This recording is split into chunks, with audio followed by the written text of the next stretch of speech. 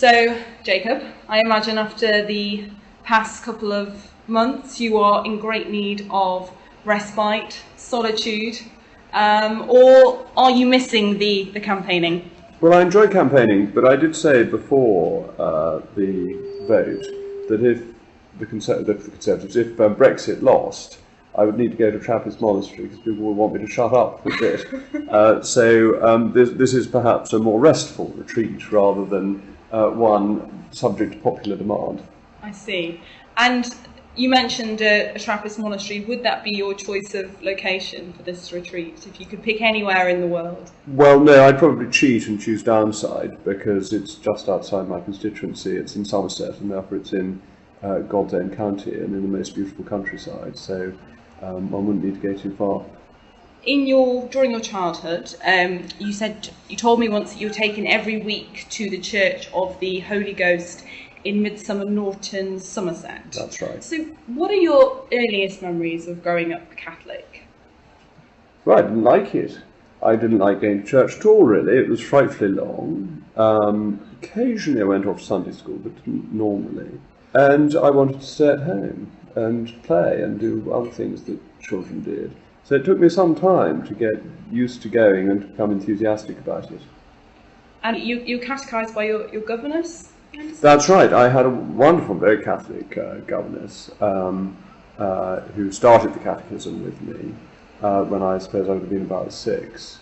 And I remember we would get on to the question about St. Joseph, and I knew the answer that he was not Christ's father, he was his foster father. But I would always tease her by saying that St. Joseph was Christ's father. So there's a sort of a theological rebellion. Right, okay. Do you have siblings? Were there other people at these catechetical No, sessions? it was just because they're all older than I am. So, other than my younger sister who's 10 years younger than I am, so they would already have done it by then. Right. And did you attend Mass in the extraordinary form or the ordinary form? No, she always went in the extraordinary form. She went to the oratory every morning before coming to us to teach me and my sibling. But no, we always went actually, in the ordinary form in Somerset. Indeed, in those days I don't think the extraordinary form was available. So what period was this when you were growing up, Jacob? Well, I was born in 1969. Okay. So I suppose I would have been doing my catechism in 1975, 1976, that sort of time. And did it feel, post-Vatican II, were you very aware of the liturgical changes that were happening in the church, the debates that were happening about morality and... Not at that age. No, the church just seemed as it was, that one doesn't know that things have changed if you weren't used to what went before. So at that stage, no. Obviously, you are an MP, but your father was a very prominent journalist. Do you think that observing him in that role has helped you as a politician? Oh yes, certainly. That because my father was a journalist and was very interested in politics, and therefore particularly political journalism, journalism was a mainstay, politics was a mainstay of family conversation. So I grew up being well aware of what was going on politically, of who the Prime Minister was, who the leader of the Conservative Party was. So, say I was doing my catechism in 1975, I certainly knew that Margaret Thatcher challenged Ted Heath for the leadership of the Conservative Party, and that Margaret Thatcher had won. So throughout my childhood and into adult life, I was reasonably well informed about political affairs. And do you think that also you learned to understand what the media are looking for, how to manage the media, the traps that they may set for you, or...? No, I don't think I know those at all. I don't think I've ever learned them. I think I'm a terrible amateur when it comes to that, and other politicians are much better at it than I am. Though there may be a benefit in simplicity. Absolutely. So we ask all our pilgrims to choose the life of one saint that they would take with them on retreat, perhaps to read about. What saint have you chosen? I've chosen St. Alphege. Right. Who was a very important saint in England, really until Thomas Becket became more popular. He died in 1013 or thereabouts, so just over 1,000 years ago. He was Archbishop of Canterbury and an important political figure. He started life probably born in my constituency, though he may have been born in the Bath constituency. He was born in a village called Weston, which is partly in Bath and partly in North Somerset. He had to collect the Dane Geld, and then when he went to deliver it, they asked for a bit more, and he said, "No, I'm not going to give you any more for my own release, because that would be an unholy martyr, but also he's a low-tax martyr." So I think for both political and religious reasons, he's a very attractive figure, who I would like to know more about. If we were on a Benedictine retreat, for example, we might engage in some Lectio Divina, and we take a Bible passage and pull out a phrase and think about it. If you could take any Bible passage away, because you find with that practice that one word actually you could think about for hours. If you could take any Bible passage on retreat, what would it be? Well, if you start with a book, I'd take Ecclesiastes, which I think is so interesting. And then you could work through that and pick out a particular verse that you would want to think about. I'm not sure I've got patience to think about a phrase in the Bible for hours. I'm probably on to the next thing too quickly. But I think Ecclesiastes, particularly in the King James Version, is very beautiful English. And it's very unexpected in what it's saying about what life is about and how it works. Vanity of vanities, always vanity. But it's got wonderful lines. The line I've always loved is, "All the rivers run into the sea, yet the sea is not full." And what is it that you love about that line so much? Well, that it's true, and yet I'm not sure what it's telling you. There was a wonderful priest at Eton, a man called Father Woodard, and he was there. He wasn't the chaplain. When I was first at Eton, they didn't have a chaplain. And Father Woodard was the priest at Slough who looked after Eton. I remember him saying to me that he was going to write the definitive commentary on Ecclesiastes, and that he had started work on it 20 years ago, but had not yet got beyond the first verse. Wow. And I have a certain sympathy with what he was implying. I don't think you should take what he said literally as truth, but that Ecclesiastes is very interesting, and the message of it perhaps hard to determine. People often talk about it, and they talk about the other passage thing, there is a season, which to me is essentially about prudence. You know, a time to live, a time to die, a time to embrace, a time to refrain from embracing, which seems very helpful for a politician, because obviously judgment is so important to your profession.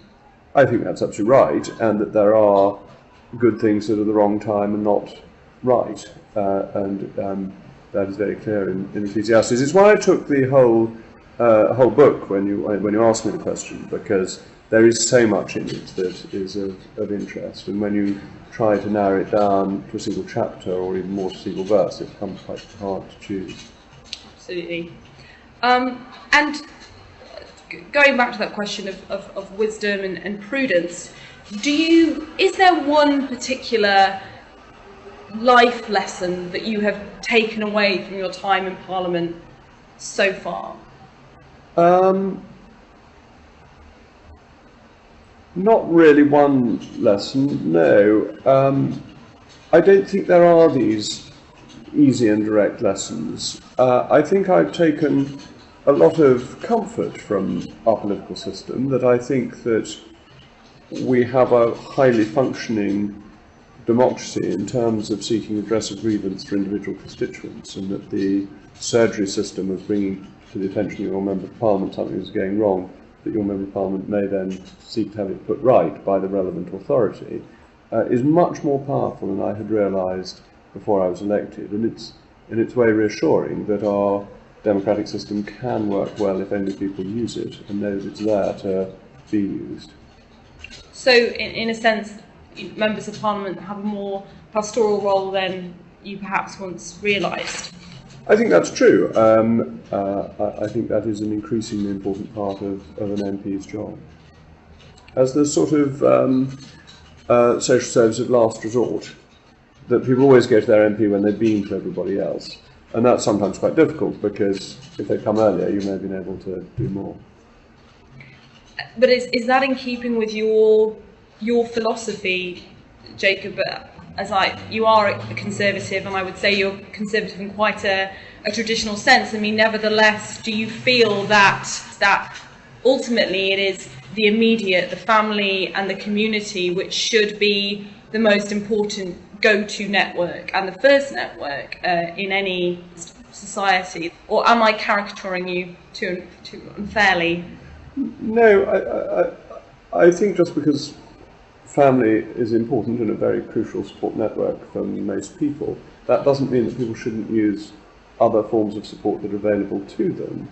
And part of the job of a Member of Parliament is to be available to help people. So I don't think the two are contradictory. I think it's part of the larger sense of community that perhaps you get particularly strongly representing a rural constituency. That you see community in action week in, week out in the activities of villages, in village fetes and scouts, the local St John ambulance. All of these sorts of things are families and communities coming together, and the Member of Parliament is part of that, and is there to help people within that who have problems to which he may be able to find answers. And do you find if you go down to the local village shop for a pint of milk, someone will come up to you and say, "Hello, Jacob, what about this? Can you sort me out?" I would be misleading you if I pretended. I often popped into the village shop for a pint of milk. That's normally not something I need to do. I think we get the milk delivered, but I wouldn't swear to it. But yes, absolutely, if I'm out and about, people often come up to me, sometimes to begin the discussion, to say, "Can I come to surgery to discuss this? Is this the sort of thing that you may be able to or even interested in helping with?" And I can always encourage people to come. I wouldn't say as one's walking about, one's actively taking notes and writing letters off to ministers there and then, but it serves as an informal introduction. And returning to your choice at your Life of the Saint, he's also known as the first martyr of Canterbury, a heroic figure who died for his beliefs and perhaps a role model for any politician. What do you find most challenging about being both a politician and a Christian?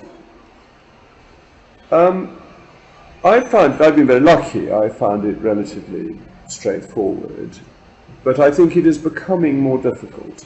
I think that we live in an increasingly secular world, even though quite a large number of MPs do have a religious belief, but the perception is that, as Campbell famously said, we don't do God, and that has made it harder for some politicians to feel comfortable admitting that faith. And I think it's possibly harder on the left than it is on the right. I was going to say, Andrea Leadsom's campaign, there were obviously other issues, but it struck me that her Christianity, her beliefs were very much scrutinised. And it made me think, is it actually possible for a devout Catholic who holds particular beliefs about marriage and family life, for example, which are very countercultural now, to ever become Prime Minister in 2016? Could it possibly happen? Well, Mrs May is a vicar's daughter. I don't know what her religious belief is, but she probably was very well educated in her faith by her parents. I think it is perfectly possible to have people of religious faith in these offices, but I think it's important to differentiate between the secular and the religious.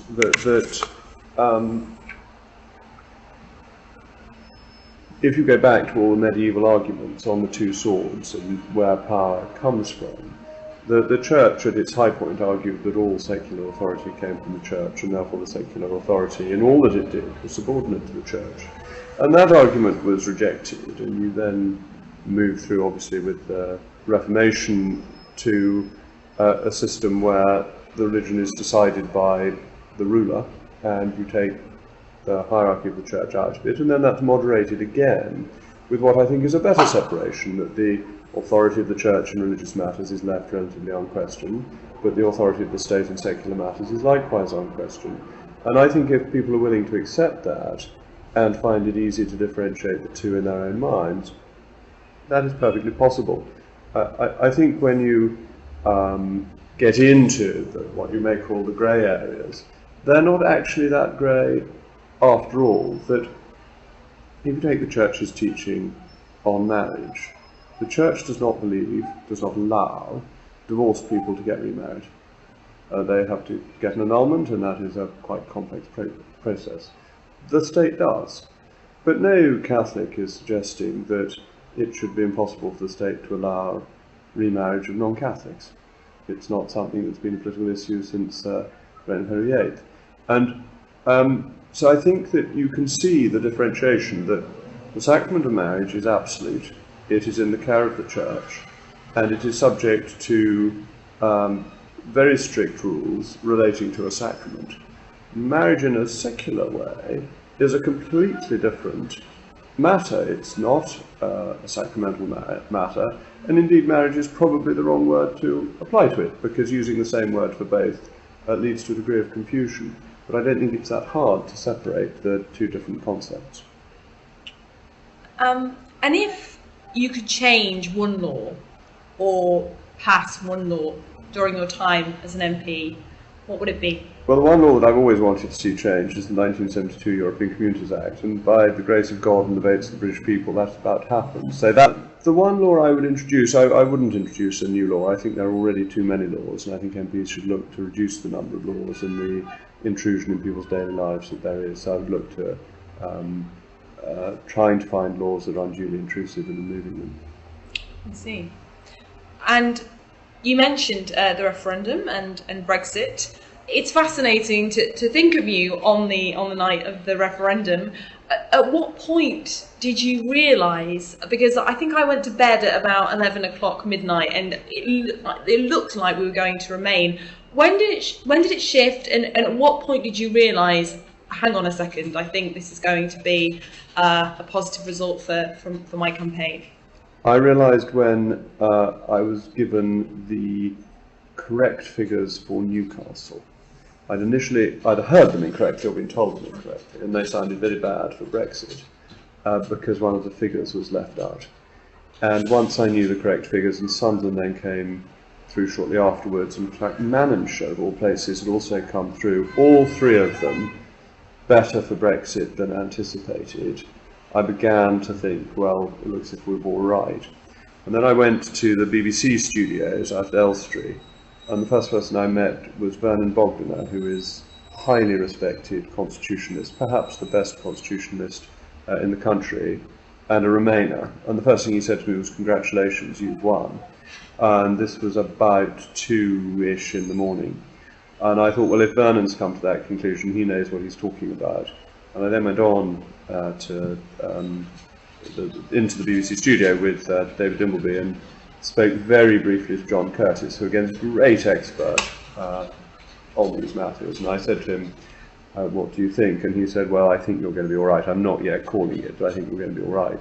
And as I sat there running along the screens in front of David Dimbleby was the lead that the Brexit site had.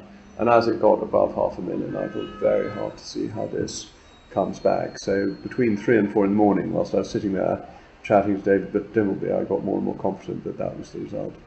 It must have been an incredible feeling because, you know, even 5 years ago, it was seen as politically extreme almost to be in favour of withdrawing altogether from the European Union. And for this rate of change, I mean, it's momentous. It is, you're absolutely right. It is quite remarkable. When I was elected in 2010, the prospect of us leaving the European Union was so remote that I was not in any way campaigning for it. Indeed, I was happy to remain in the European Union because it seemed as if that's what was going to happen. And there is no point in banging one's head against a brick wall. Then we got the referendum. Once the referendum was called, I was confident that we would win the whole way through, but you're absolutely right. 5 years ago, being in favour of Brexit was not a respectable political view. It became one partly because of the failings of the European Union becoming more apparent. You could almost say that UKIP, although they're not a pressure group, they're probably one of the most successful political movements since the suffragettes.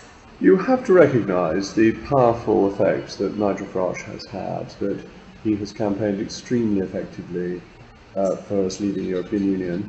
Perhaps the high point of his success was in getting the promise for the referendum, because I think the Brexit campaign really succeeded on the back of a combination of Boris Johnson and Michael Gove. Yeah. I think they were the key figures. If neither of them had supported Brexit, we would have had very little chance, and actually to have a good chance and to win required both of them. But you're supposed to be on retreat, and I am distracting you, Jacob. But doesn't this always happen? I know it shouldn't. But when you're at Mass, you're not going to tell me that you never sometimes allow secular thoughts to creep into the back of your mind. I often think about food, actually, because you've been fasting for communion, and it's often, time for lunch. Absolutely. What are you going to have first when you get home? A cup of coffee, Yes. or a glass of wine? Exactly. Yes. I always go for a cup of coffee. I need my first cup of coffee in the morning more, which is probably a good sign. Yeah, it depends on the time of day. I think if you're at a morning mass, a glass of wine would be concerning, but if it's after 12 when you get home, it's absolutely fine. Yeah, no, well, I would always be after 12. I said that when it's the extraordinary form, and therefore where the stricter fasting rules apply, is when I get some says 11:15, so we're not home until about 12:30. While you're on retreat, if you could take any piece of spiritual music, what piece would you take? I would take the most beautiful piece of music, Monteverdi's Salve Regina, which we had sung at our wedding. And if you manage to play it in this podcast, if you can find it, is the most sublimely beautiful piece of music. And has it always sort of held a special place in your heart? I came across it shortly before my wife and I got married. It was absolutely perfect in length, which is always important. You can't, where you've just got married, you know this, you can't keep your guests there too long, however beautiful the music. And it provided the right amount of time for us to sign the register. Though I must confess that as people were coming up to me to say nice things, as we were signing the register, I was actually concentrating on the music. And you were married in an Anglican church? I was indeed. And you had a Marian, it was a nuptial mass? It was, yes. So how did that work? Well, my mother-in-law lives near Canterbury, so we were actually in Canterbury Cathedral. And it was very interesting because the Dean of Canterbury, exceptionally nice and civilised man, agreed that we could get married there. And then I introduced him to the Abbot of Downside, as then was, Dom Aidan Bellinger. And they got on extremely well, and they sorted it all out and made all the arrangements, and the then Abbot got all the necessary dispensations, which from the Catholic point of view were about a mile long, and from the Anglican point of view, as long as the Dean agreed for his cathedral to be used, it was very straightforward. And so the two of them just sorted out all the details to make sure nothing was done that should not be done. And you have 4 children, Jacob? 5, actually. 5, wow. Yes. And would you say then that they've grown up in a sort of ecumenical house? Or? No, they've grown up in a very Catholic household. Right. And how have you managed that? Well, my wife agreed before we got married that the children would be brought up as Catholic. Okay, excellent. As my mother did before her. Indeed, in my mother's day, they wouldn't be allowed to get married. Hadn't. I've been going through the catechism, but I've done it with my 8-year-old and now doing it with my 7-year-old, so I hope she'll take her first communion before she's 8. And I've just got to the bit on the church thinking mixed marriages are dangerous, which I have enjoyed reading out at lunch, my wife looking on. And what sort of questions do 7- and 8-year-olds ask about the catechism? Have you had a moment where you just couldn't answer them, or any particular insights that they've offered? Oh no, the main question is, why do we have to do this? Yeah, are quite reluctant to attend mass like most children. I think my eldest son likes coming very much. The others, the baby we tend not to take, except really Christmas and Easter. The others, they're just used to it. They slightly moan, but it just happens. Do you think it is particularly challenging being a Catholic parent in 2016 compared to when, say, you were growing up, raising your children in the faith? Well, easier than it might have been in 1616. Yes, it's very true. So no major obstacles faced the way. No, I don't think so. It's just a question of making sure you get everybody in the car on time on Sunday mornings, and off you go. And I think routine is very good for children. They get used to it, and children are very well behaved in church if they're used to it, and I think that's a good thing. So I was canvassing in my constituency for the general election last year, and a very nice Catholic lady came to the door, and she told me I was too strict with my children in church and I must let them misbehave more, which I thought was very charming of her. She then told them that when I next took them to Mass, and said you are allowed to behave less well. But actually I think children should be as quiet as possible in church. But do you not think that perhaps the extraordinary form demands that of children in a way they're more sort of... We know how you feel about guitars in Mass. Yes. I imagine that guitars are more likely to unleash the the boisterous side of children, whereas if they attend an extraordinary form Mass, they'll be quieter and more reflective. I think that's absolutely right. I think the extraordinary form is particularly good for children because they're under the impression that something very important and special is taking place. And I think you get so much more of the balance right in the extraordinary form, and that the noise and distraction in the ordinary form have become too great. I also worry in the ordinary form that much too much time is spent on the liturgy of the word, and then the canon of the Mass is the shortest canon possible. Mm-hmm. So the most important part is less time consuming sometimes than the sermon, which seems to be a very un-Catholic approach to Mass. But it seems, as somebody who attends the ordinary form, there's a sort of a fear of silence now at Mass. You expect there to be silence, for example, after communion, but that's very short-lived. Very short, yes. And there's usually a hymn, which is fine, but in fact sometimes I think people might appreciate just 5 minutes of peace and quiet to really pray and reflect. I absolutely agree with you. I think some silence is very beneficial at Mass. Yeah. And I think you're right that there's a nervousness about silence, as if people won't know what to do. Yes. And you mentioned your song of choice. It's Salve Regina. Personally, for me, praying the Hail Holy Queen is my go-to prayer in times of desperate need. Do you have a particular prayer that you just immediately recite quietly to yourself if it's, a moment of thanksgiving, a moment of need? Oh, I say endlessly the Hail Mary. I say it on waking up, I say it on going to bed. It's a good thing to say, I think. I think Our Lady is very important in many people's Catholic devotions, and certainly in mine. Do you ever find yourself saying it sort of quietly in your head before you're giving an important speech or making an important intervention, or are you too focused on the sort of what you're about to say, or the politics of it? No, I mean, in the House of Commons, I probably do say it during prayers, whilst the Speaker's chaplain is saying her prayers. I may well be saying the Hail Mary to myself. And has there been a particular moment or incident in your life which stands out as affirming you in your belief in God? Because I think that when we grow up as Catholics, a lot of us do find Mass quite boring. Obviously, at university, the temptation to just sort of do your own thing is great.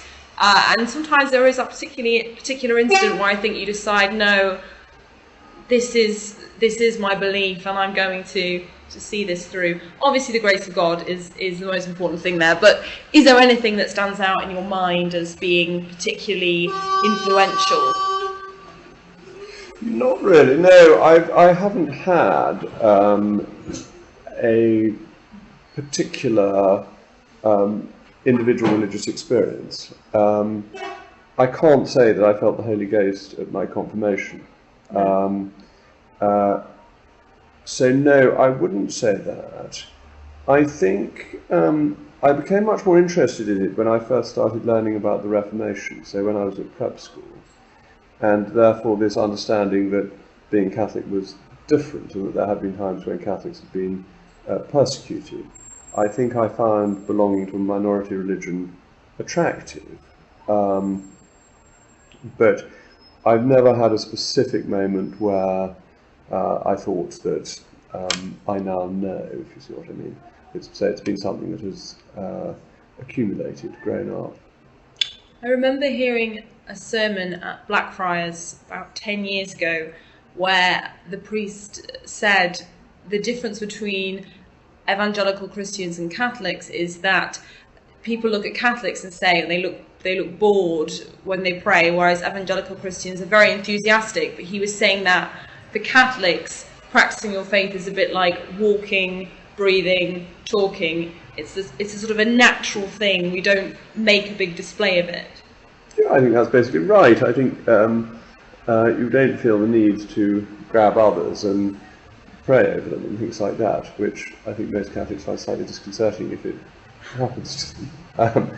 I think it's a very comfortable religion, very reassuring religion. But as you say, it's part of daily life rather than something particularly dramatic. And I think if you grow up in a Catholic family, there just is an aura of belief around, rather than that road to Damascus moment where suddenly, ping, there's a flash of light, and you go from being non-religious to being religious in a flash. I've never had that experience or even close to it. Jacob Rees-Mogg, thank you so much for allowing us to accompany you on retreat.